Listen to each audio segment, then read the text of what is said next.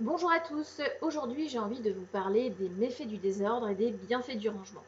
Alors les méfaits du désordre, ils sont nombreux et je pense que vous avez déjà eu cette sensation quand vous rentrez dans une pièce très encombrée ou plus encombrée que ce que vous avez l'habitude d'avoir chez vous, de vous sentir mal, de vous sentir oppressé. Voilà. Ça, c'est lié à plusieurs choses. La première chose, le premier méfait du désordre, c'est que vous allez perdre des objets. En fait, plus vous allez avoir de bazar dans votre maison, plus vous allez perdre facilement des choses, des clés, des outils, des feuilles, etc. Et quand vous allez devoir les rechercher, ça va être hyper compliqué parce que vous allez stresser, ça va vous fatiguer, ça va vous prendre du temps. Et voilà, vous allez vous retrouver dans un contexte qui n'est pas chouette. Donc ça, la perte des objets, je pense que vous l'avez déjà tous vécu, on l'a tous vécu un jour, hein. Ensuite, vous avez la pollution visuelle. C'est-à-dire que plus vous avez d'objets dans une pièce, plus vous allez envoyer d'informations à votre cerveau. Et donc, plus vous allez le solliciter. Et ça, c'est embêtant. Pourquoi? Parce que avant même de faire quoi que ce soit, vous allez vous fatiguer. Et cette fatigue cognitive, hein, va, faire, euh, va faire en sorte que vous allez moins facilement vous concentrer. Vous allez être plus irritable. Vous allez faire plus d'erreurs dans ce que vous allez faire, etc. Donc ça, c'est important de la prendre en compte parce que ça génère ce qu'on appelle de l'épuisement mental. Alors que finalement, cet épuisement mental, il est généré par aucune activité que vous souhaitez, c'est juste généré par l'environnement. Et ça, vous en apercevez quand vous rangez, parce que vous vous sentez bien, vous vous sentez léger. Voilà.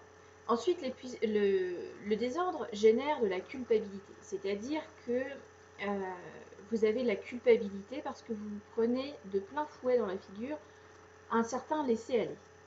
Et puis aujourd'hui, dans la société actuelle, on dit qu'il faut ranger chez soi. On vous montre des beaux magazines avec des belles pièces super bien rangées, etc. Sauf que dans la vraie vie, nos maisons, elles ne sont pas comme ça. Donc on a cette injonction sociétale qui nous dit il faut ranger, etc., etc. Et puis nous, on rentre chez soi, on se dit oh là là là là, et ben moi, c'est pas comme ça. Voilà.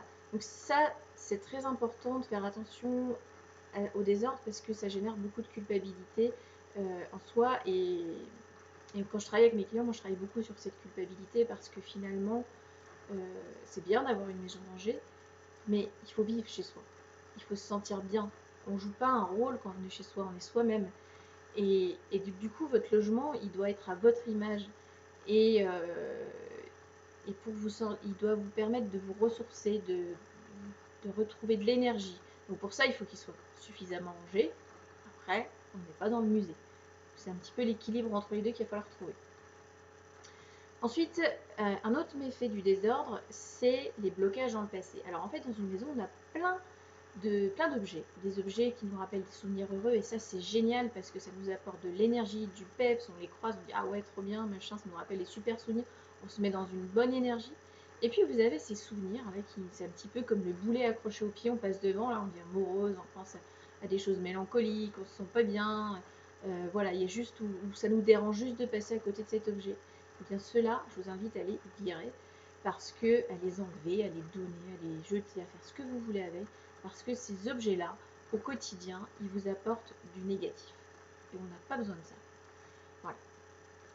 Ensuite, le désordre, qu'est-ce que ça peut avoir comme conséquence? Ça peut avoir une conséquence qui est très grave, c'est l'isolement social. C'est-à-dire que, après c'est très subjectif, hein, la notion d'ordre et de désordre, mais plus une maison va être en désordre, plus on va avoir tendance à ne plus inviter les gens chez soi, que ce soit la famille ou des amis d'ailleurs, hein.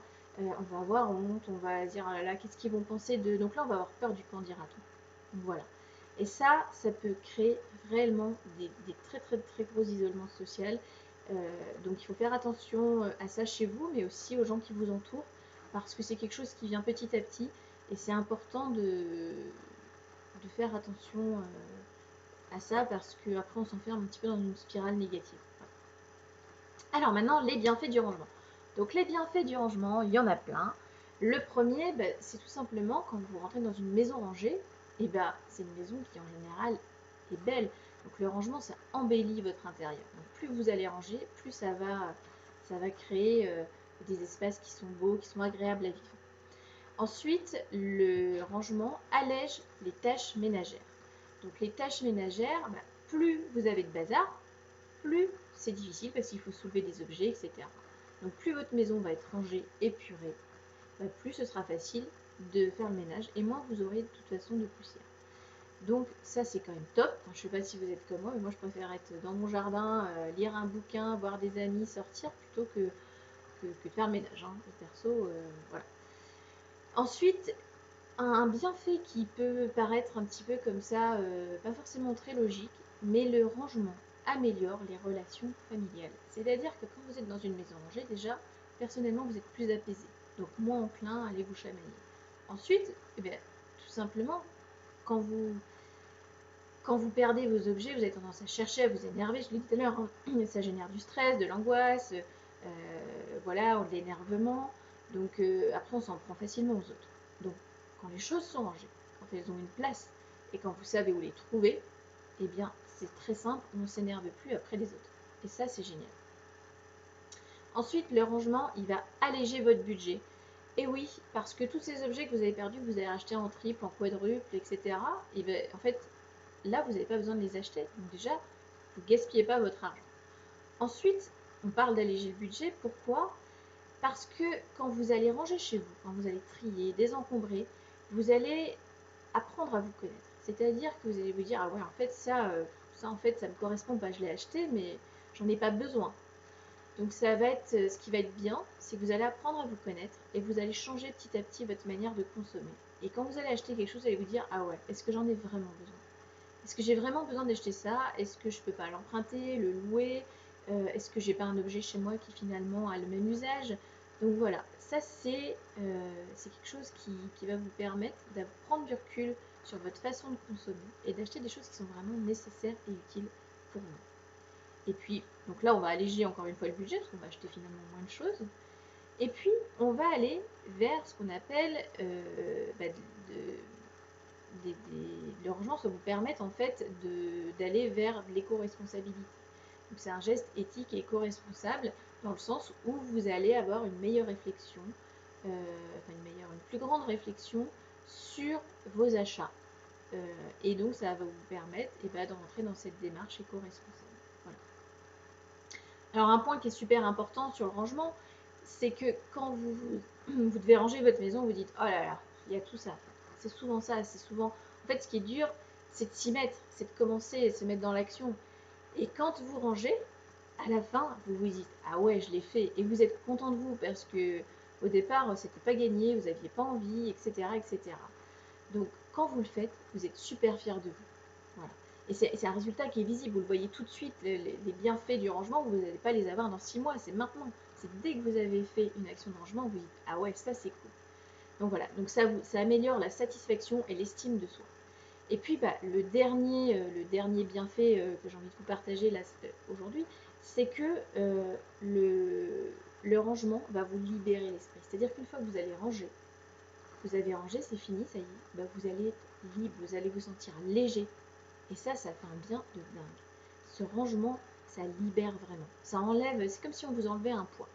Voilà. Donc voilà, ça c'est pour les méfaits, les méfaits du désordre et les bienfaits du rangement. Moi j'ai envie de vous dire, voilà, n'hésitez pas à prendre rendez-vous pour un rendez-vous diagnostic. Ce rendez-vous, il est offert avec ce mail. Il est offert et dites-vous bien que dans ce rendez-vous, on va pouvoir faire un état des lieux de ce qui se passe aujourd'hui chez vous. On va pouvoir aussi peut-être discuter de choses, parce que des fois le rangement c'est un petit peu tabou encore chez nous. En France c'est encore un petit peu tabou, donc voilà, vous allez pouvoir aussi vous libérer de certaines choses. On va pouvoir discuter peut-être d'un plan d'action, de savoir voilà, ce que vous avez envie pour votre logement, voilà, où vous voulez aller. Donc moi je vous invite à prendre ce rendez-vous pour faire le point sur ce rangement, sur ce désordre peut-être aussi. Et puis voilà, c'est vraiment en toute bienveillance, sans obligation d'achat, etc. On est vraiment dans un cadre qui est sain, qui est bienveillant et qui est fait pour vous aider. Voilà. Je vous souhaite une belle journée et puis je vous dis à bientôt pour une nouvelle vidéo.